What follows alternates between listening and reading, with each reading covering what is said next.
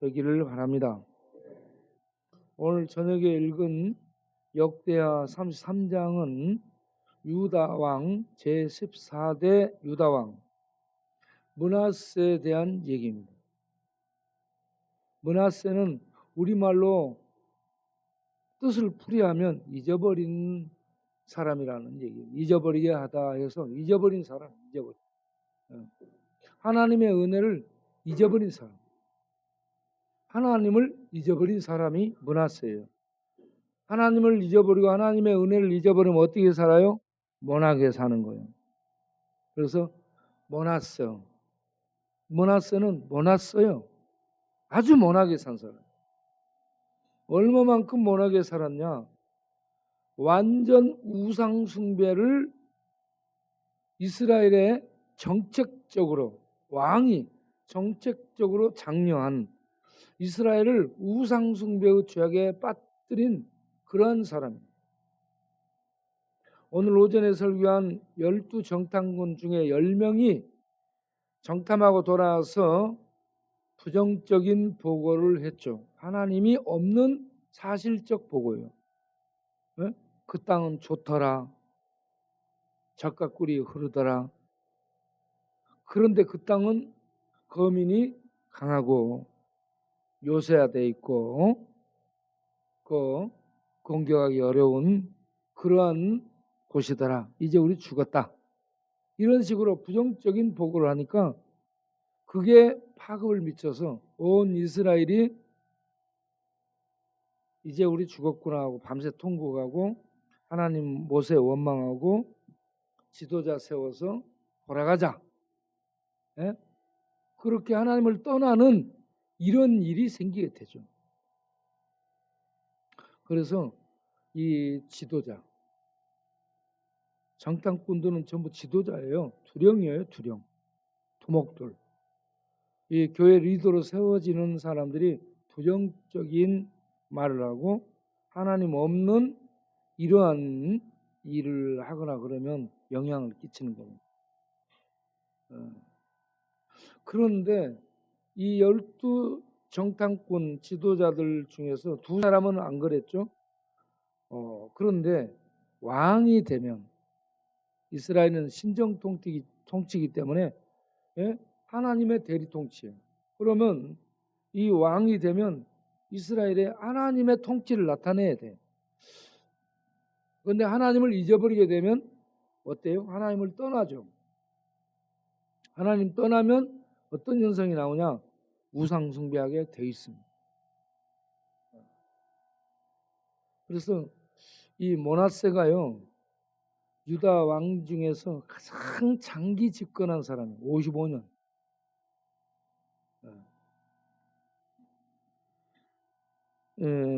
기원전 697년에서 642년까지 55년. 자, 역대하 33장 1절을 보세요. 그가 12세 왕이 돼가지고 55년 동안 다스립니다. 가장 장기 집권한 거예요. 그런데 이스라엘을 가장 타락시킨 사람.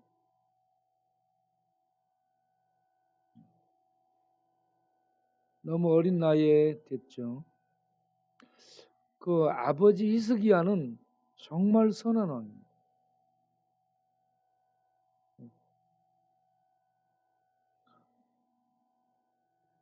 아버지 히스기야는 우상을 제거하고 산 위에 우상을 섬기는 당을 지어놓은 우상 산당을 파괴하고 이스라엘의 하나님을 예배할 수 있도록 성전의 우상을 제거하고 그렇게 해서 하나님 예배하는 그러한 백성으로 이스라엘을 인도한 왕이 히스기야입니다. 그런데 그 아들 므낫세는 왕이 돼가지고 어떻게 하냐? 정반대로 아버지하고 정반대로 삽니다. 2절 33장 2절 보면 여호와 보시기에 악을 행하며 악을 행했어요. 하나님을 대적했다는 얘기입니다. 악이라는 말은 하나님을 대적하고 하나님을 거스렸다는 얘기입니다. 여호와께서 이스라엘 자손 앞에 쫓아낸 이방 사람들 가증한 일을 본받아. 이 하나님이 쫓아낸 이방 사람들을 가증한 일은 가나안 원주민들이 섬기는 바알과 아세라 이러한 우상을 섬기는 일을 다 시작했다는 얘기입니다. 그래서 3절 보면 그 아버지 히스기야가 얼어버린 산당을 다시 세우고 바알들을 위하여 제단을 쌓고 그 바알의 여신 아세라 목상을 만들어서 바알과 아세라를 섬기고 그리고 하늘의 모든 일월성신 해, 달, 별, 북두칠성, 삼성, 묘성 하면서 모든 별들을 신으로 섬기는 거예요. 그런데 하늘의 일월성신이고 뭐고 전부 피조물입니다. 다 피조물을 신상화해서 신으로 섬기는 이걸 우상숭배라죠. 하나님이 제일 싫어하는 거.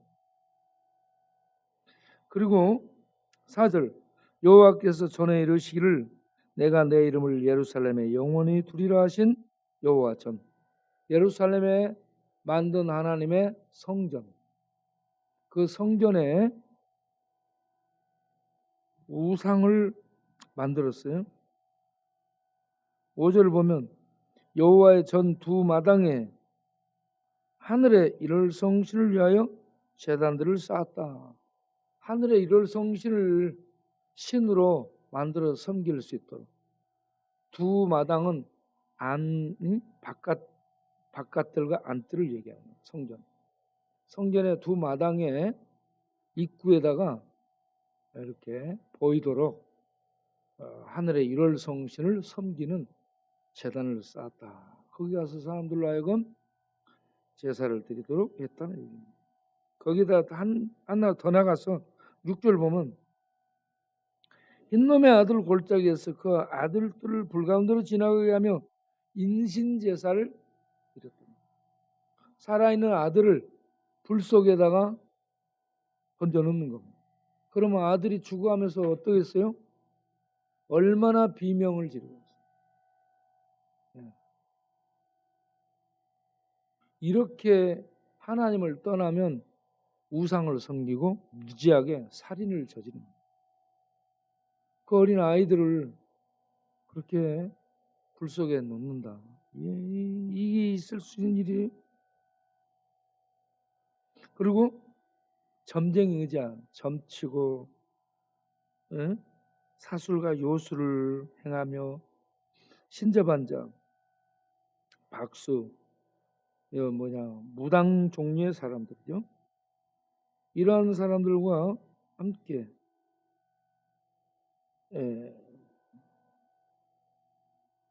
신을 하나님을 떠나서 그들의 가르침을 받고 그렇게 살게 되니 이스라엘이 완전히 범죄하게 만든 겁니다. 우상 숭배하는 범죄에 빠지게 만든 겁니다. 국가 왕이 정책적으로 그렇게 전부 장려한 거예요. 그래서 왕이나 대통령이 굉장히 중요한 역할을 합니다. 교회 리더들이 중요하듯이 어떤 정책으로 하느냐 굉장히 중요합니다.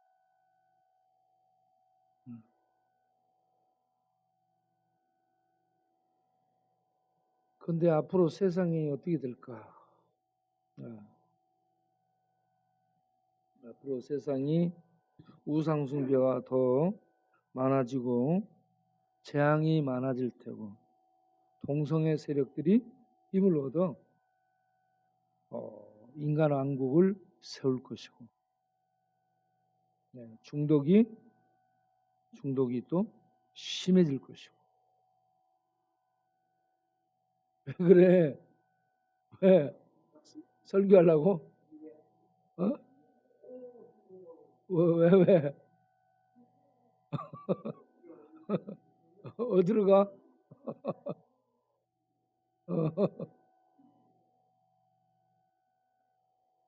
어, 쟤는 걸어가는 것도 귀엽냐?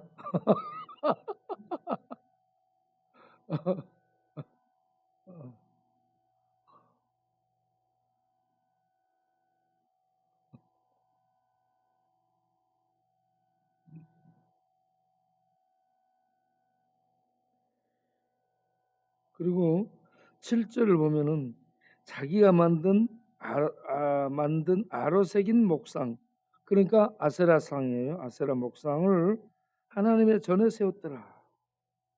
이와 같이 오만 우상을 다 갖다 섬기는, 하나님을 떠나면 이렇게 우상을 숭배하고, 우상을 숭배하는 사람은 악을 행하는 겁니다.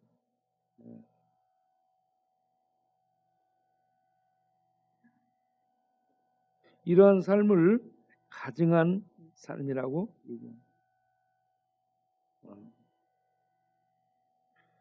자, 9절을 보게 되면 유다 예루살렘 주민이 므낫세의 꾀임을 받고, 그게 굉장히 중요해요. 므낫세의 영향을 받았습니다. 므낫세의 정책을 영향을 받게 되는 거예요. 그러니까 정책적인 영향 굉장히 중요하죠.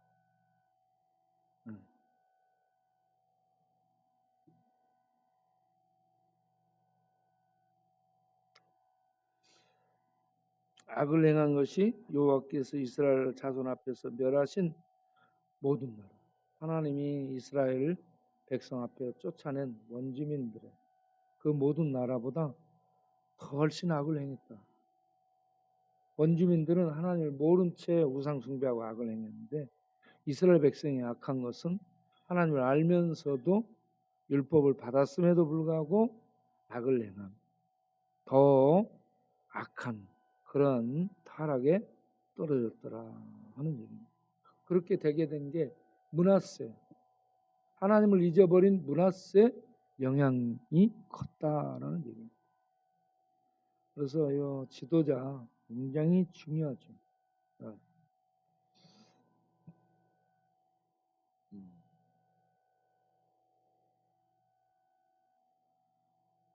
이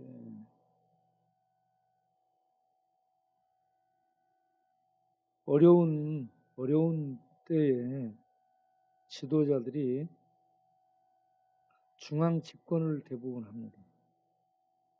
중앙 집권하게 되면 권력의 힘이 중앙으로 모여요. 그러면 개인의 자유들이 침해를 받고, 중앙 집권하면 개인의 자유가 없어집니다. 중앙 집권에서 개인의 자유가 없어지는 이러한 통제가 펼쳐지게 되면 전체주의로 흐르게 됩니다. 이러한 전체주의, 이 전제군주가 등장해서 중앙 집권을 강하게 행사하게 되면 히틀러의 나치, 히틀러의 폭정, 레닌 스탈린의 공산당의 폭정. 그래서 히틀러는 유태인을 학살했고, 스탈린은 볼셰비키들과 함께 혁명을 일으켜서 수천의 사람들을 죽였습니다. 그리고 중국의 모택동 마오쩌둥이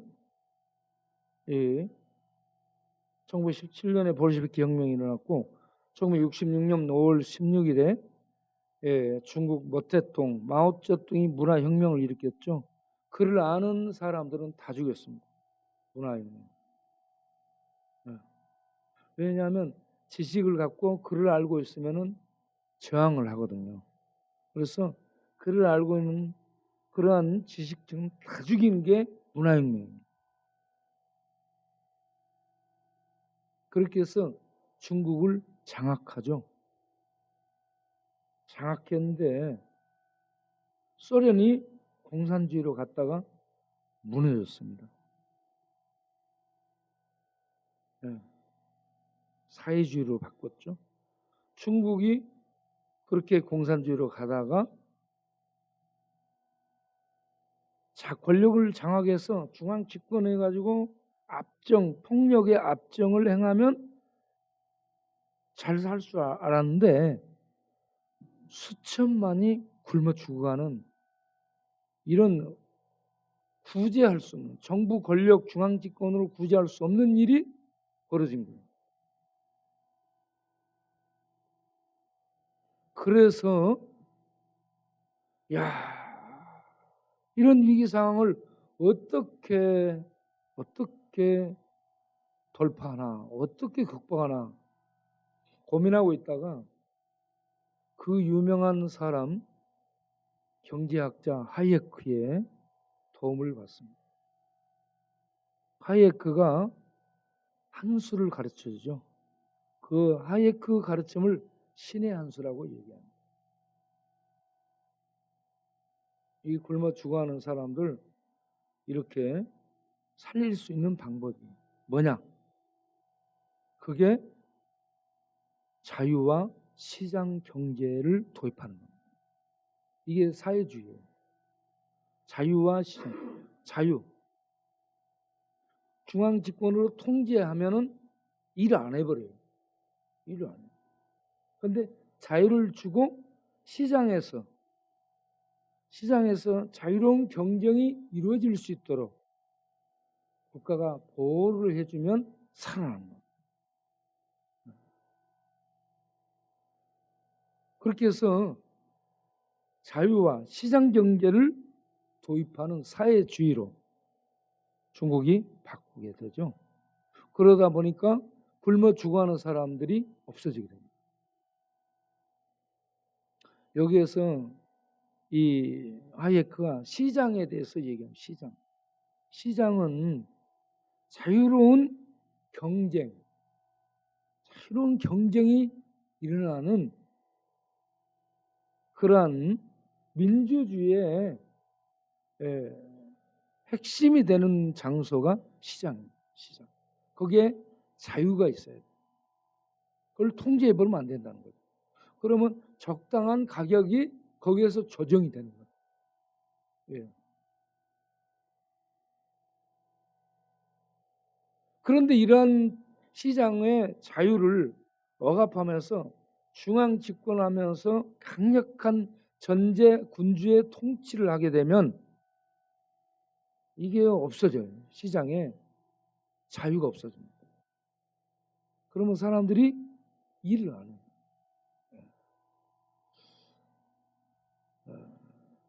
그래서 이 우리나라도 지금 코로나 이걸로 중앙에서 집권을 하고 통제를 하죠. 중앙 통제. 이게 굉장한 자유를 침해하는 겁니다. 사실 죽으려면 본인이 죽어. 걸려서 죽든 말든 그냥 보호를 해줘야지 너무 강제를 행하면 안 되는 겁니다. 그런데 이런 강제를 행하는 데 대한 이 시민들의 목소리가, 시민들의 저항이 없어집니다. 낼 수 없는 상황이 됐어요. 힘이 결집될 수 있는 그런 상황이 없어진 겁니다.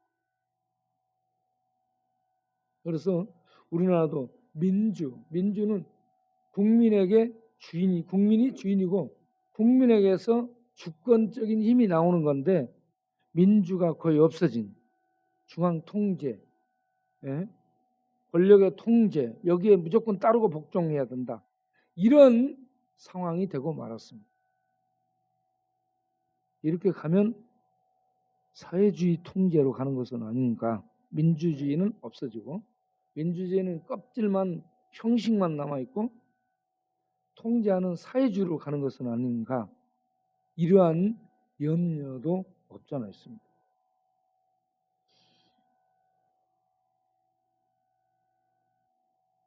미래를 예측할 수 없는 상황.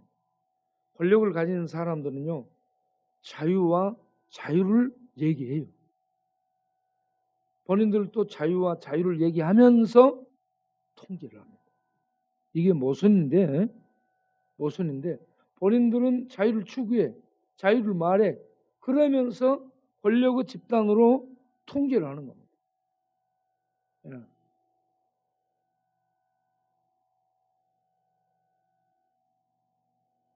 그러면 여기에 이제 길들여지고 그 체제 속에 순응을 하게 되게 되면 저항하는 것들이 없어지게 되죠.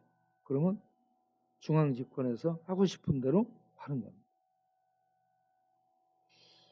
예, 미래가 어떻게 될지 모르겠어요.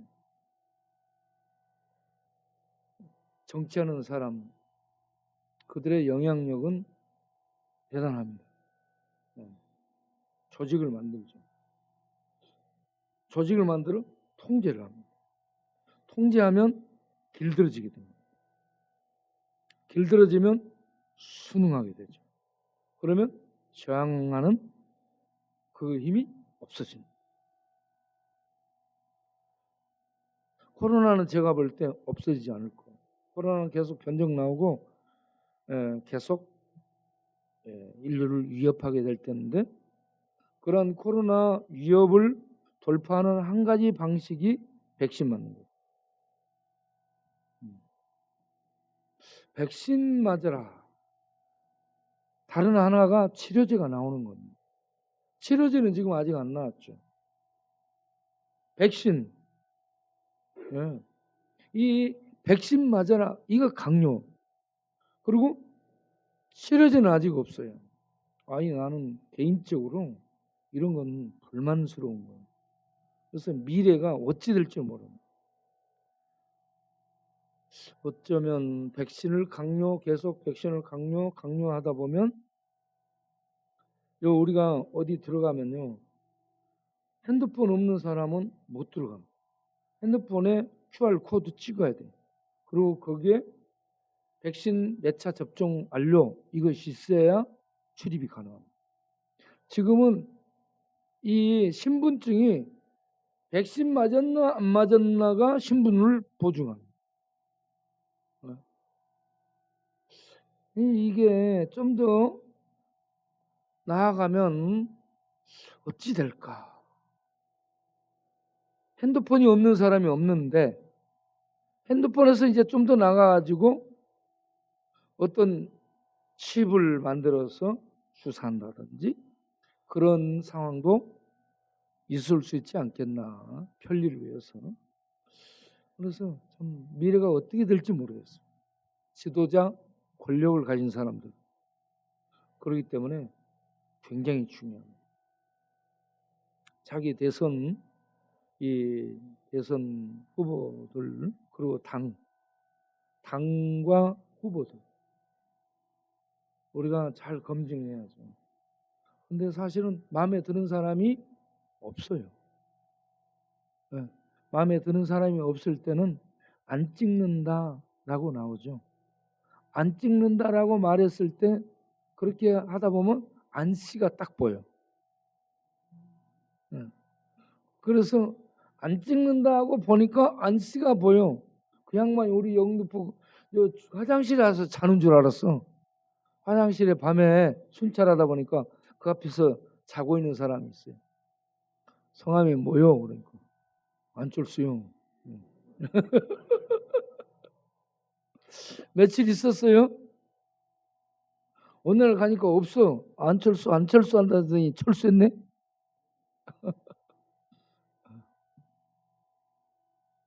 거기 누가 오잖아. 그러면 바우가 거기 누구요? 그러잖아. 좀 있으면 정갈이 예? 거기 누구요? 야금야금은 뭐라고요? 거기 누구요? 그런데 우리 자갈치는 어떻게 해요? 누구요?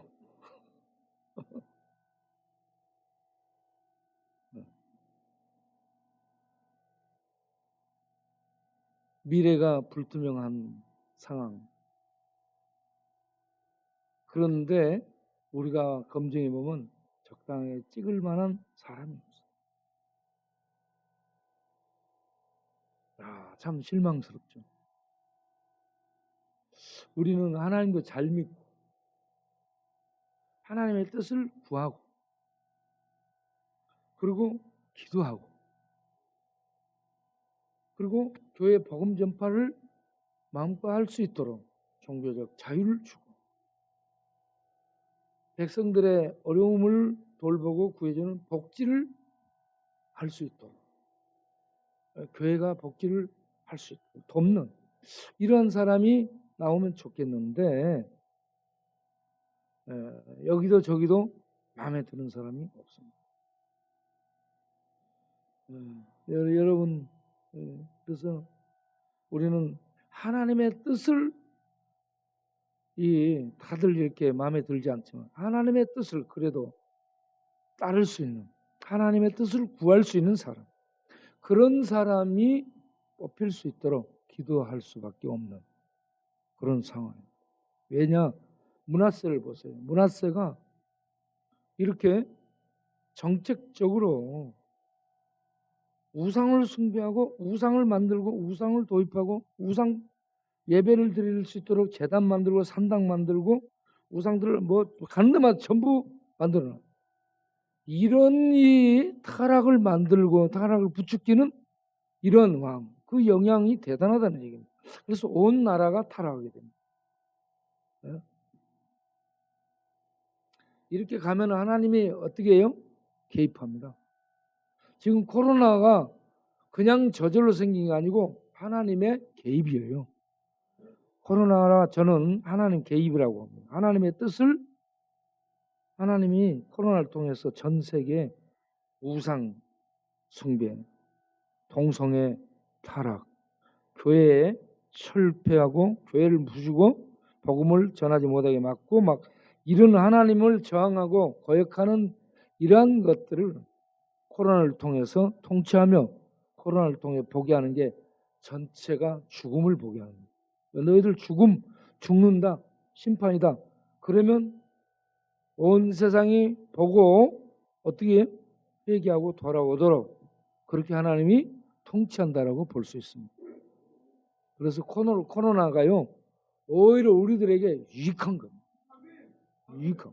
코로나 없어봐요. 우상숭배 막 나가, 막 타락해, 막 타락하고 막 악을 행해.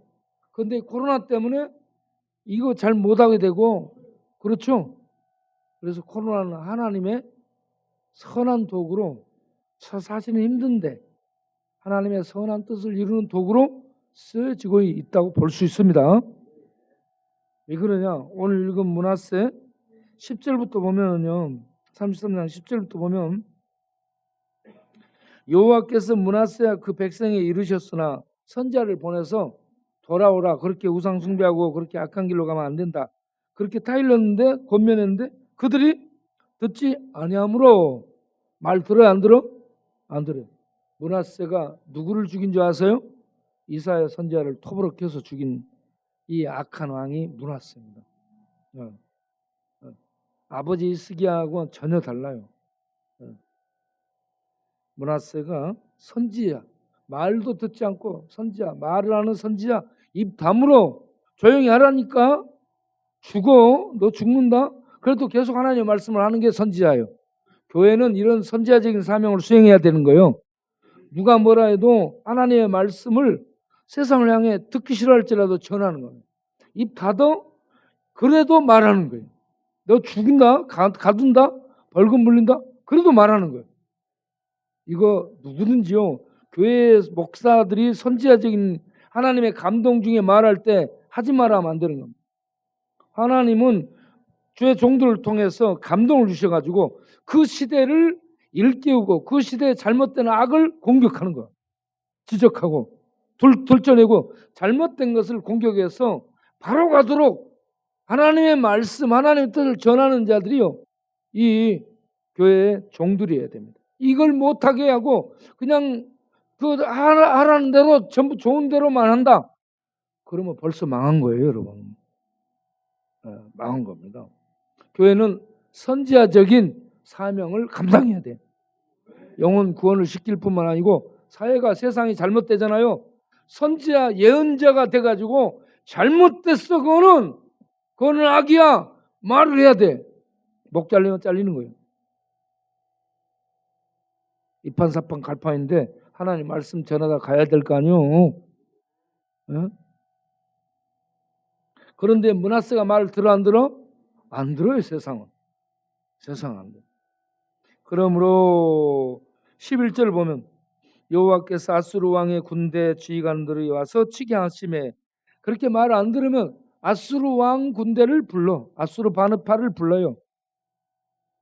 왜? 말을 안 들으면, 온 세상이 말을 안 들으면 코로나가 왔죠. 코로나보다 더 심한 코로나가 올 거예요.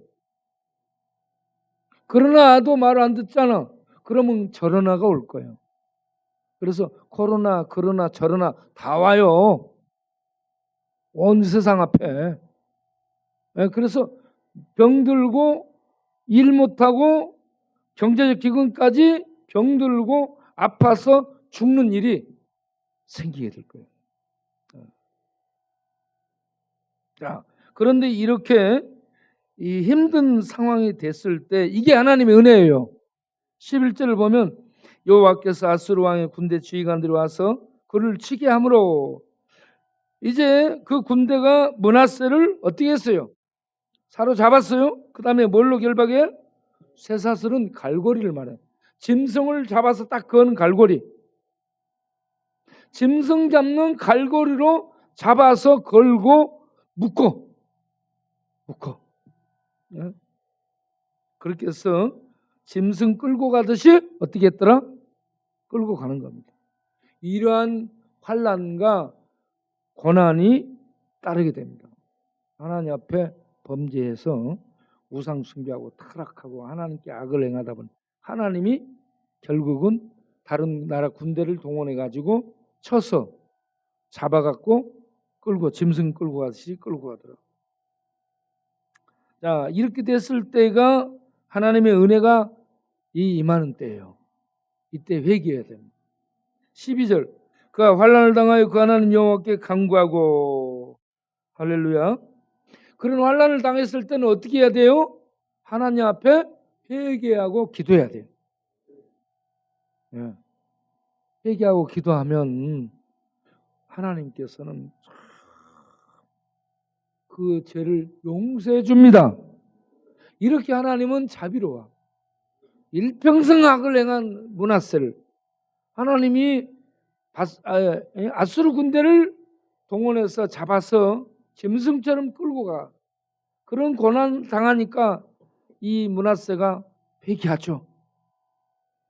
회개. 하나님 잘못했습니다. 하나님 두 손 들고 두 발 듭니다. 용서해 주시옵소서. 이렇게 하는 것이 지혜예요. 하나님 앞에 이런저런 이 환난을 당할 때는 어떻게 한다? 두 손 들고 기도한다. 목을 뻣뻣하게 해서 교만하게 하고 있으면 안 되는 거예요. 두 손 들고 기도해.